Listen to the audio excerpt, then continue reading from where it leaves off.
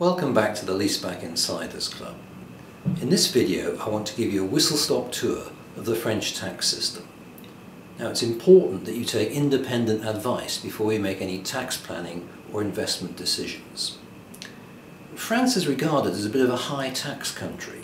With the right advice, and if you set things up correctly from the start, it can actually be a bit of a tax haven. So let's start with income tax. There are many things you can set against your rental income in the French system, as well as mortgage interest. Your legal costs of acquiring the property. The furniture can be depreciated over 10 years, and 80% of the cost of the property itself can be depreciated over 20 years. This means that you'll almost certainly pay no French income tax for more than 20 years. Now you should check whether there is a dual tax treaty in place between your country of residence for tax purposes and France, because there may be some liability in your own country, but there certainly should not be any liability under the French tax system. The second tax I want to look at is capital gains tax. Capital gains tax on property in France starts at 16%. After 5 years it comes down by 10% each year until it reaches zero after 15 years. So if you treat your leaseback as a long-term investment the way we recommend, there'll be no French capital gains tax due when you come to sell it. The next tax I want to look at is TVA, French VAT. As you know, there's a 19.6% rate of VAT levied on new properties in France, but you get this rebated when you make your home available as a leaseback investment for holiday purposes.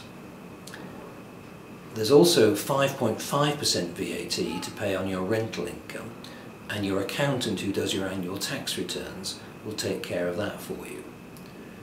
One thing you should be aware of is that if you invest in a refurbishment where an old apartment building has been refreshed by the developer, there may be a lower rate of VAT charged on that, and therefore your loan to value on your mortgage may be slightly less because you're getting a lower rebate, and therefore the banks perceive that as a lower personal contribution. The fourth tax I want to look at is inheritance tax. Now, French inheritance law is different to UK law. It gives priority to the children rather than the surviving spouse. So if you want your surviving spouse to inherit the leaseback property, we need to put a special clause in the deeds with the notaire, the French lawyer who handles the transaction. The allowances for inheritance tax are very generous, but again you need to take specialist advice to make sure that you set things up the way you want your spouse and your children to inherit your property. The final tax I want to mention is the wealth tax. This should only concern you if you have €1 million or more of assets in France. It's a very small percentage, and again it can be mitigated with the right advice. So I hope you found this whistle-stop tour of the French tax system helpful, and I'll see you next time.